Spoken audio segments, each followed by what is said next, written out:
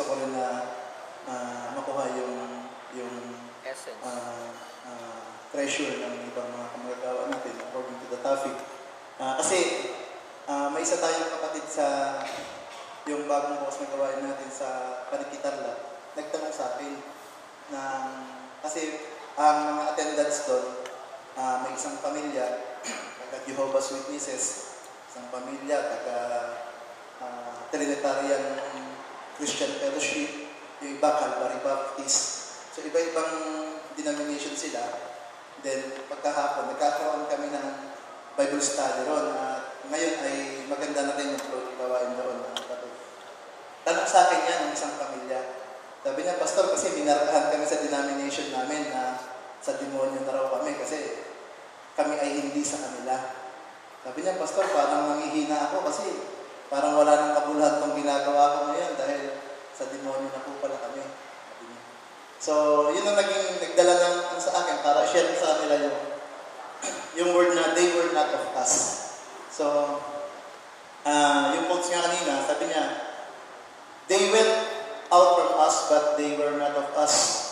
For if they had been of us, they would no doubt have continued with us, but they went out that they might be made manifest that they were not all of us. So this quoted, mga kapatid, may pinag-quotan ang apostles dito, mga kapatid. No?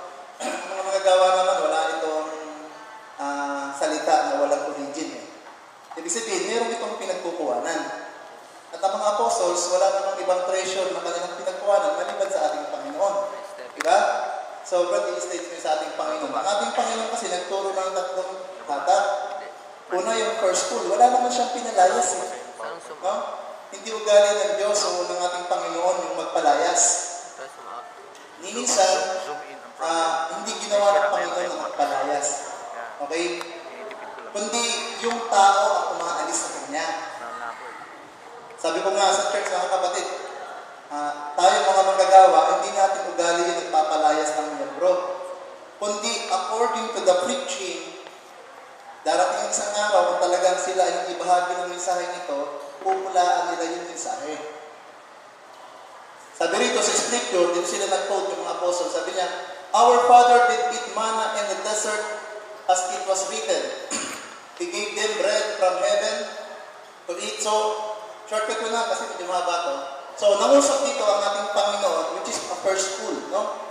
Nangusap ang mga tao, no? Na pinakain daw ang kanilang mga magulang ng mana. Di ba? Pero ang ating Panginoon, nung sa unang hakbangin niya, mga kapatid, yung sa encouragement ng ating Panginoon, yung healing, no? Praise God, no? Nagpangkain siya, yung binrake niya, yung tinapay, etc. So, maraming nakipag-fellowship sa ating Panginoon because of the first school. Di ba? At that time, mga kapatid, marami siyang ka-fellowship. Sikat na sikat ang Panginoon. No? Baba ko, brother. Hindi si Brother Branham No?